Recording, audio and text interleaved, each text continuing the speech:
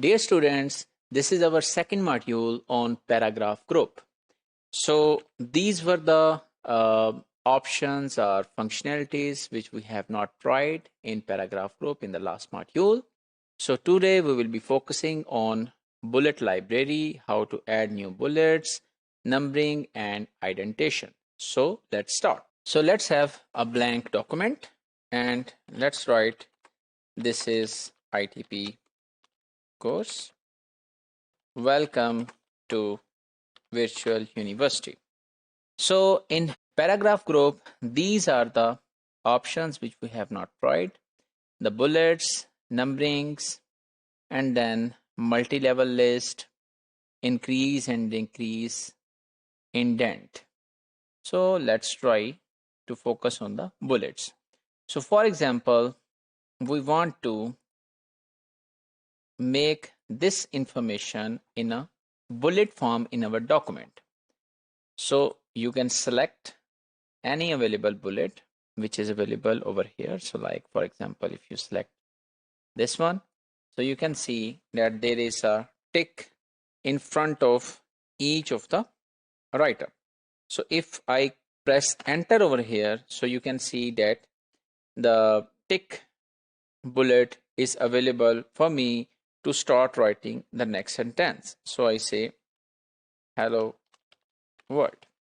So I can also change the bullets from this list. This is the bullet library.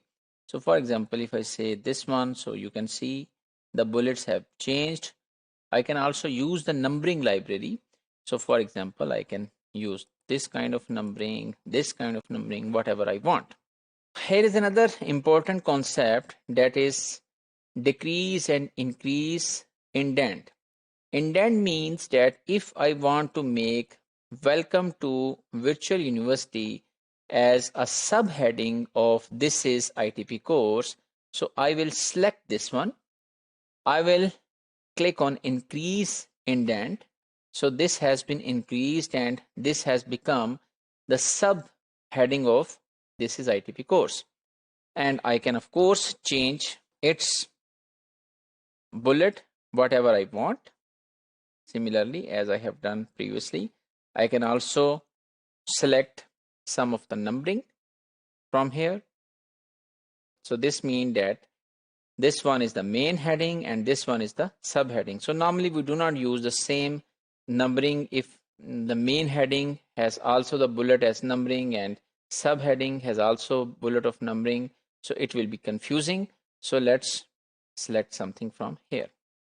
So if I press enter over here, so this will be on the same level, that this is going to become another heading which is a subheading of this is ITP course. So for example, if I write something here, welcome, so that welcome will become subheading. But suppose I want to make this at the same level as we have here. So I will put my cursor over here and I will say decrease indent. So this welcome has been shifted at the level of this one. And then you know that we have learned that this, if we want this 1, 2, 3 as the same in the continuous fashion, then we can select over here, select on the format painter, and I have clicked over here. So the format painter has make all of this as of the same way. So there could be some other ways to achieve the same thing.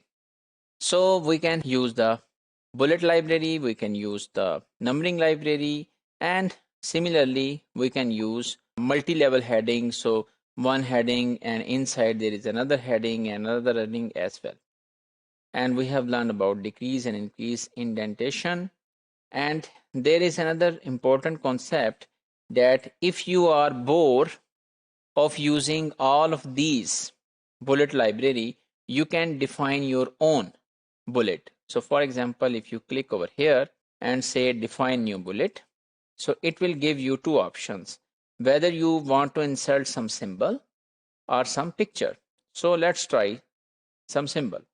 So for example, this is a summation symbol.